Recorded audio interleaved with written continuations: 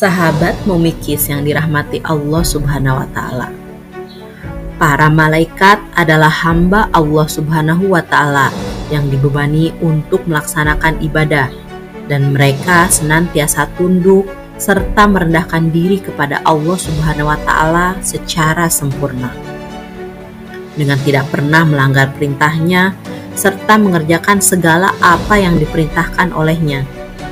Maka salah satu kewajiban kita ialah mengimani nama-nama mereka sebatas yang kita ketahui namanya.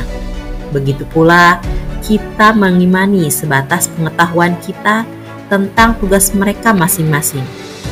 Mereka mempunyai jasad, sebagaimana ada yang memiliki 2 sayap, ada yang 3 sayap, dan 4 sayap, bahkan ada yang lebih banyak lagi dari itu.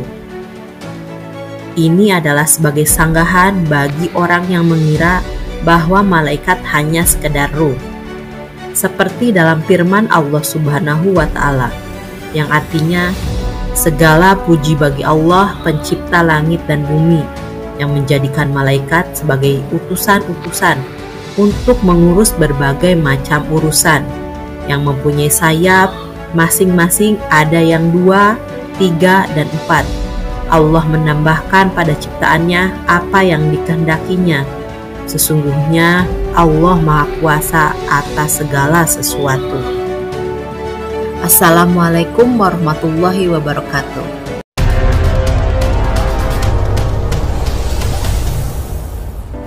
Allah Subhanahu wa Ta'ala menciptakan malaikat terlebih dahulu sebelum penciptaan Nabi Adam alaihissalam. Ada 4 malaikat yang pertama diciptakan Allah Subhanahu wa Ta'ala. Keempatnya bertugas memimpin urusan dunia. Malaikat adalah salah satu makhluk gaib yang diciptakan Allah Subhanahu wa Ta'ala dari nur atau cahaya. Dalam agama Islam, jumlah malaikat yang wajib diketahui ada 10 malaikat. Salah satu dari malaikat tersebut adalah malaikat Jibril. Semua malaikat selalu patuh terhadap perintah Allah Subhanahu wa Ta'ala dan masing-masing memiliki tugas tersendiri. Seperti apakah fakta, sosok, dan tugas-tugas malaikat Jibril dalam agama Islam? Yuk kita simak sama-sama. Sebelum kita bahas lebih lanjut, jangan lupa di like dan subscribe channel ini ya. Jibril adalah nama salah satu malaikat yang diimani dalam ajaran Islam. Kata Jibril sendiri berasal dari bahasa Ibrani yang menyebut malaikat yang diutus Allah untuk menyampaikan wahyu kepada para nabinya. Para mufasir berbeda pendapat mengenai asal kata Jibril. Sebagian ulama seperti Abu Hayyan berpendapat bahwa kata Jibril berasal dari bahasa Ajam atau non-Arab, bukan merupakan kata bentukan atau derivasi dari salah satu bahasa Arab. Sebagian lagi, seperti Ibnu Ashur mengatakan bahwa kata Jibril merupakan kata bentukan dari asal kata Jabara dan Il.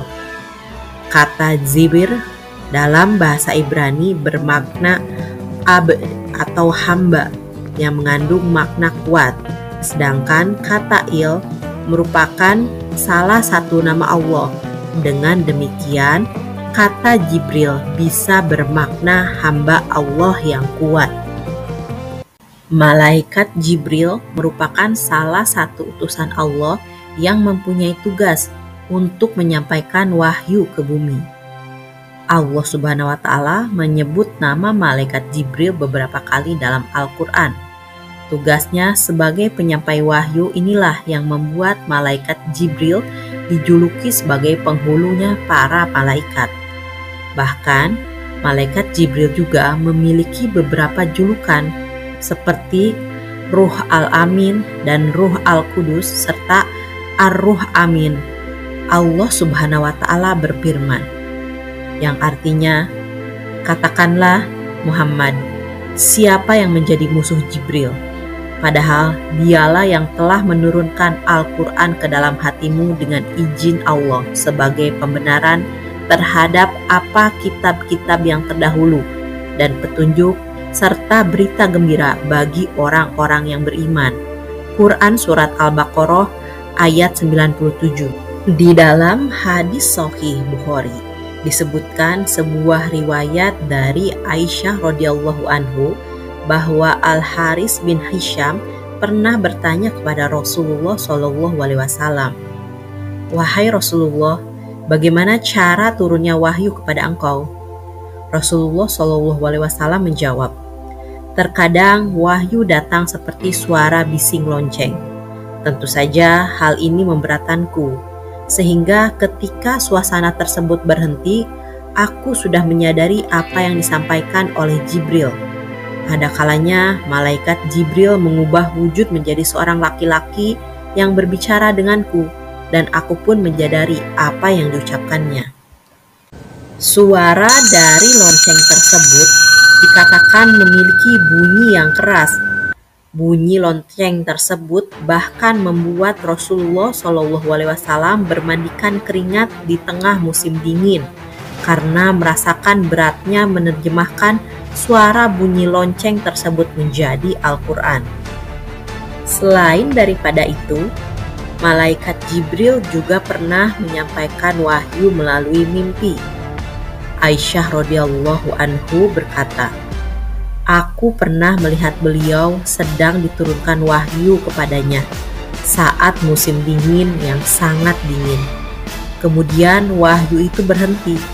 Ternyata kening Rasulullah bercucuran keringat." Hadis riwayat Bukhari dan Muslim. Malaikat Jibril juga mempunyai tugas sebagai pemimpin untuk para malaikat. Rasulullah SAW pernah bersabda, "Aku diizinkan untuk menceritakan tentang salah satu malaikat Allah, pemikul Arasy, yaitu antara daging telinga dengan pundaknya sejauh 700 tahun perjalanan." Hadis riwayat Abu Daud nomor 4727. Mengenai sosok malaikat Jibril itu sendiri, Rasulullah SAW pernah melihat dalam bentuk aslinya sebanyak 2 kali. Yang pertama, ketika di Abtah, Rasulullah melihat malaikat Jibril menampakkan dirinya dalam bentuk aslinya dengan 600 sayap yang menutupi ufuk. Yang kedua adalah ketika Rasulullah SAW dinaikkan ke langit pada malam Isra Mi'raj. Allah berfirman, "Dan sesungguhnya Muhammad telah melihat Jibril itu dalam rupanya yang asli pada waktu yang lain, yaitu di Sidratul Muntaha." Quran Surat An-Najm ayat 13-14. Rasulullah SAW juga pernah bersabda bahwa sesungguhnya Allah telah menciptakan malaikat Jibril dengan bentuk yang sangat elok. Malaikat Jibril mempunyai 600 sayap, dan di antara sayap-sayap itu terdapat 2 sayap yang berwarna hijau seperti sayap burung merak. Sayap itu antara timur dan barat. Jika Jibril menebarkan hanya satu daripada beberapa sayap yang dimilikinya, maka ia sudah cukup untuk menutup dunia ini.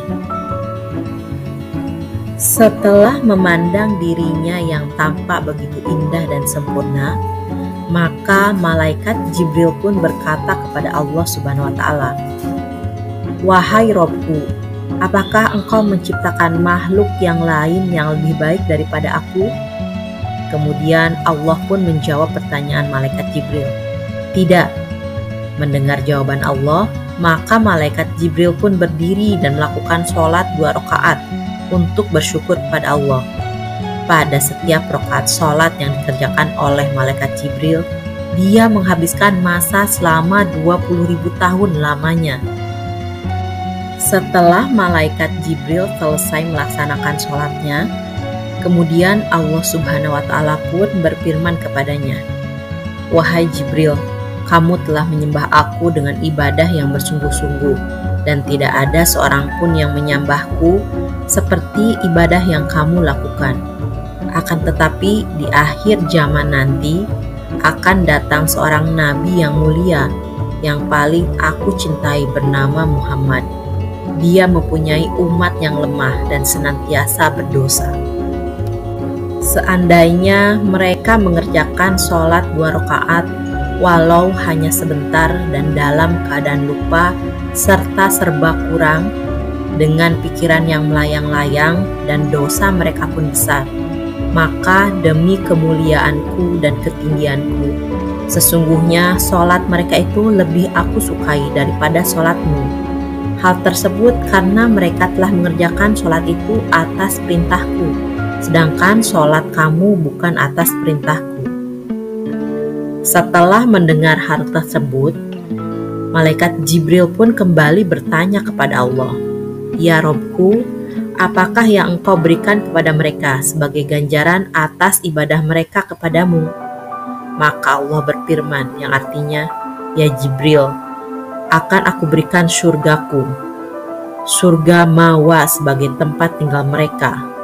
Malaikat Jibril kemudian meminta izin kepada Allah untuk melihat surga Mawa tersebut.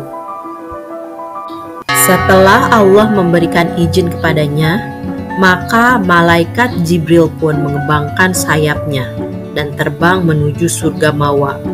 Satu hayuhan sayap malaikat Jibril adalah sama dengan jarak perjalanan selama 3000 tahun. Maka terbanglah malaikat Jibril selama beberapa lama perjalanan. Malaikat Jibril akhirnya merasa kelelahan dan turun untuk singgah serta berteduh di bawah sebuah pohon. Di sana ia bersujud kepada Allah lalu berkata, "Ya Robku, apakah aku telah menempuh setengah atau sepertiga atau seperempat dari perjalanan menuju ke surga Mawa?" Maka Allah pun berfirman, "Wahai Jibril, meskipun kamu mampu terbang selama 3000 tahun, dan meskipun aku memberikan kekuatan kepadamu seperti kekuatan yang engkau miliki, lalu kamu terbang seperti yang telah kamu lakukan, niscaya kamu tidak akan sampai kepada 1/10 dari beberapa puluhan yang telah kuberikan kepada umat Muhammad terhadap imbalan sholat 2 rakaat yang mereka kerjakan." Selain itu, mengenai sosok malaikat Jibril, Rasulullah juga pernah bersabda, "Sebelah kanan sayap Jibril terdapat gambar surga beserta dengan segala isinya, termasuk bidadari-bidadari, istana, pelayan, dan sebagainya. Manakala sayapnya yang sebelah kiri terdapat gambar neraka dan segala isinya yang terdiri daripada beberapa macam ular yang cukup berbisa, kalajengking, dan neraka yang bertingkat-tingkat, serta penjaganya yang terdiri daripada malaikat yang garang dan ganas, yakni malaikat Jabaniyah." Rasulullah SAW berkata lagi, "Apabila telah sampai ajal seseorang itu, maka akan masuklah satu kumpulan malaikat ke dalam lubang kecil pada badan manusia. Kemudian mereka akan menarik rohnya dari kedua telapak kaki hingga lutut, dan mereka pun keluar. Setelah itu datang lagi sekumpulan malaikat masuk menarik roh dari lutut ke perut. Begitulah seterusnya dari perut ke dada dan dari dada ke kerongkongan. Itu saat nazak atau syakaratul maut seseorang. Kalau orang yang nazak itu orang beriman, maka malaikat Jibril akan menebarkan sayapnya yang sebelah kanan, sehingga orang itu dapat melihat kedudukannya di surga, sehingga terlupa orang-orang di sekitarnya. Jika orang yang najak itu orang munafik, maka Jibril akan menebarkan sayap sebelah kiri untuk menunjukkan tempatnya di neraka, sehingga ia menjadi sangat takut serta lupa kepada keluarganya. Wassalamualaikum warahmatullahi wabarakatuh.